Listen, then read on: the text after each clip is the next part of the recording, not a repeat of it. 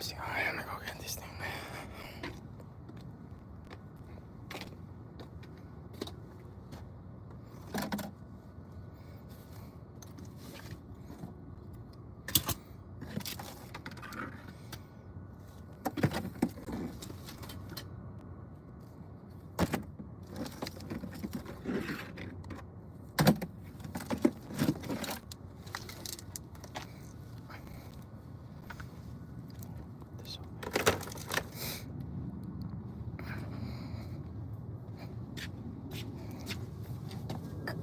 This.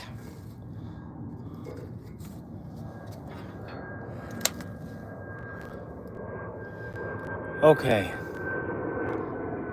I was trying to go live. Hey, what's going on, man? Anyway, so I'm working on the deaf, right?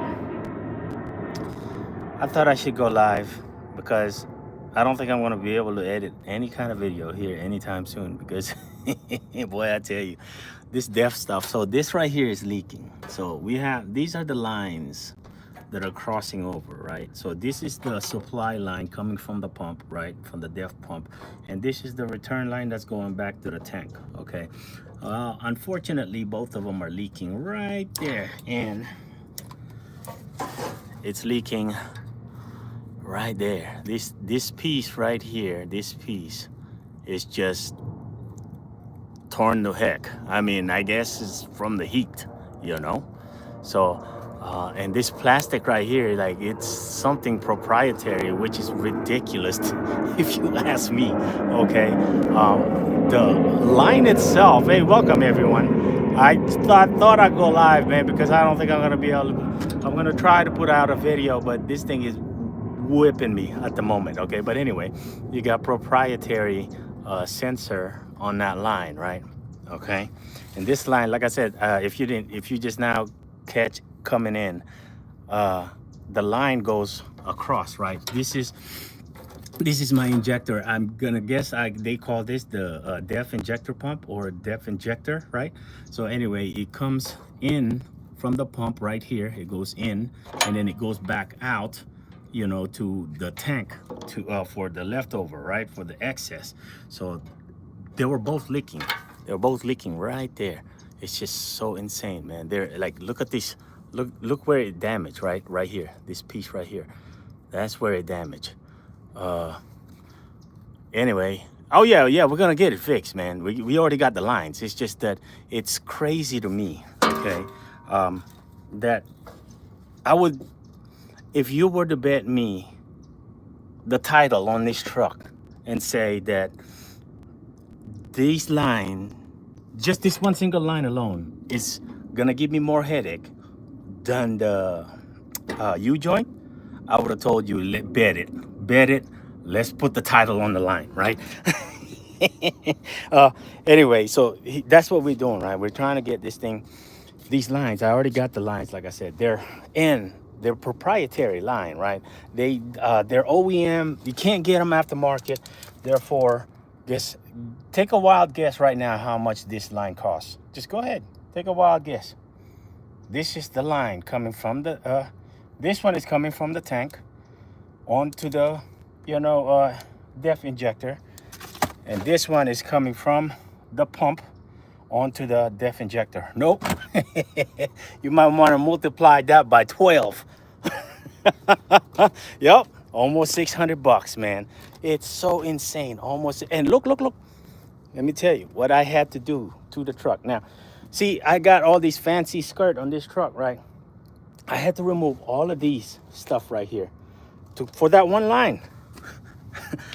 I had to remove all that stuff for that one line. And look, the reason why is because I needed to loosen this tank, the DEF tank, so I have a little bit of space back there so I can put it properly the way it was ran originally, you know? So here we go. Right here, like in the back, there's no space. See, that's where the line runs right there. You see that little empty space? I got that space in there now because I pulled out the tank just so I can have it, just so I can have what you call it, just so I have space to run that line. It's so crazy to me. Oh man, boy, it's all good, man. I don't take nothing personal. Trust me, I don't take nothing personal. Um, except for maybe if you were being a little bit more physical, we might do a little bit something different. But anyway, I thought I'd go live and explain this thing. It's so crazy, this deaf stuff. Like it's we need it though. We need it. We really do. Deleting it. See, the thing about I would deleting it would probably be the ideal way. Now, finding someone to delete it properly is probably a harder task than what it is. Okay, um, these things run hotter, therefore you need the EGR. And if you completely blocked off that EGR, that engine is going to run hotter, therefore your combustion chamber is going to be hotter, and the lifespan of your engine is going to be a lot less. That's why you have to be very, very careful when you're looking for somebody who's deleting. As a matter of fact, I think I would just leave the EGR, and I don't know how that's gonna, you know what I mean, be effective when if you were to delete, you know what I mean. I don't think it's legal to delete anything anywhere. I mean, do they know? How would they know? You know what I'm saying? So, no, see, I'm still thankful that this DEF on this system, the emission in this, hasn't given me that much trouble at all. Not compared to the Freightliner. The Freightliner, the GHG 14, yeah, GHG 14, man, that thing was something else. So, but anyway, yeah, I thought I'd go a little live. We're doing a lot of work on the truck. The truck has 751,000 miles. Woo! She's getting up there, man. She's getting up there. She still runs real good, man. Runs real good. A lot of the things that I'm replacing are still OEM. So I mean, eventually something is gonna go bad, right? I mean, I'm replacing the rest of the bags. I got 2 bags with me, and those 2 lines, and I did the U joint.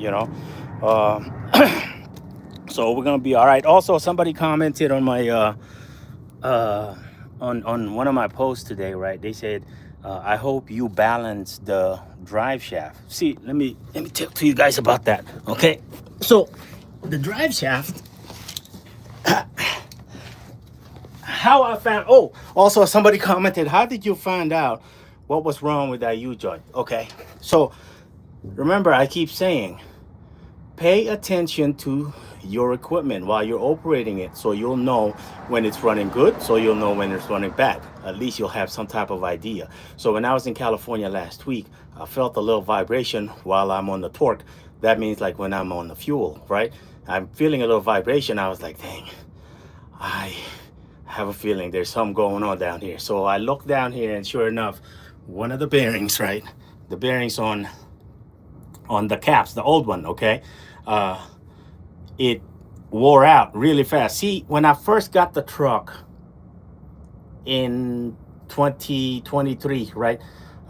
Beginning of 2023, I checked this part, right? And it was tight. And I was like, man, I want to replace that because it's too tight. You're supposed to you want to see some type of movement on there, but not much, just slight.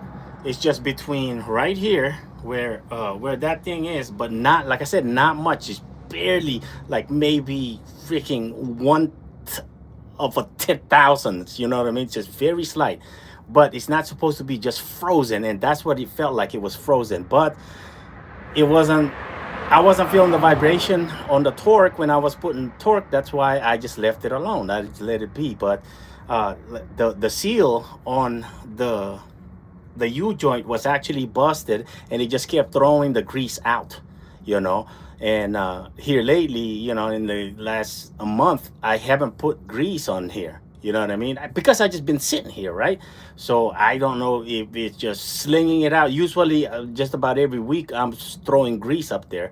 So that probably factor into it that it finally, you know what I mean, got so dry that it ate up one of the a couple of the bearings on the cap.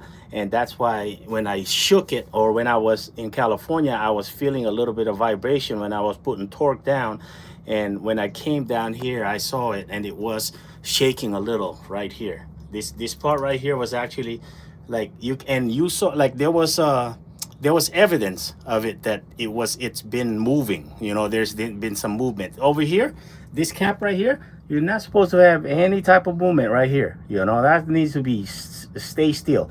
The movement is inside. Oh, I keep flipping that camera, but the movement should be on the inside. You know what I mean? It's where the shaft is. So also right here on this part. So, but anyway, so somebody was saying something about, did you balance the drive? Normally, if I was to pull the drive all the way out, I would definitely balance it. Now, I didn't balance it. I did not even considering balancing it, because I'm looking at my carrier bearing. Carrier bearing is 100% good. Okay, this other U-joint is perfect. That U-joint back there is perfect. My weights on, I got weights right here. See, it's got weights right there. Weight here, weight there, and weight there, weight there, weight there. This thing is perfect, almost perfect. I mean, I'm pretty sure there's some little bit of vibration in there, but I'm not feeling it while I'm driving. That's why I did not even consider balancing it, taking it all the way out and balancing it. Because like I said, these things are in good shape. This U-joint and that U-joint back there is in good shape. And my carrier bearing is nearly perfect. So I'm just gonna leave it alone, you know. And normally, yes, if I was to pull this drive all the way out, I'm definitely gonna send it to somebody so they can turn them and balance them. So yeah. Anyway, that's where we are, man. Yeah, we still got the tank loose. This thing is, man. Boy, I tell you, I'm getting too old for this crap, man. Right, I would say I would agree with that. Yeah. Oh, anyway, here we go. Let me go show you guys this cap. Right, here you go. This is one of the bearings. Look at this bearing. Look at that. That's supposed to be completely round. Look at that. Oh man, boy, I tell you, it ate up a couple of them in here. This is the one that gave me the problem right here, this side. So it ate up a couple of those bearings, and then I had too much clear, or I had too much play then, and that's why we had to take it out. You know, bro, I'm drinking a bar right now in Vietnamese pride. Okay. Drink one for me, man. Oh boy, I tell you. Anyway, I thought I'd go live because of that, you know. I gotta replace the bags. I did the U-joint first. I was like, the U-joint should be the hardest, because I try to always tackle the hardest and then go to the easiest. Boy, I tell you, I didn't think these lines were gonna be this bad. Just that one line too. The other line, the supply line, is good. The return line, this one that goes to the tank, this is where I had to remove everything on this side. Just take out all the skirts, everything, and then loosen the straps. Oh, by the way, when you loosen these straps, man, put those bolts back on, because there's a hard bracket right there, but then you're almost right there, right in the middle. So I put the straps on there just to keep that holding it, just so it doesn't tip on me when I'm putting that line back in there. And then all of a sudden I got depth all over this doggone concrete here, you know, or maybe I'll bust some more lines or something. But I tell you, the biggest thing that I think is just so freaking messed up, man, it's so messed up in so many ways, is these lines. Okay, they made these lines proprietary, right? Got the sensor, detecting probably pressure in here, or maybe temperature, because these lines are also temperature. Anyway, nobody can make these aftermarket. Nobody does. You know why?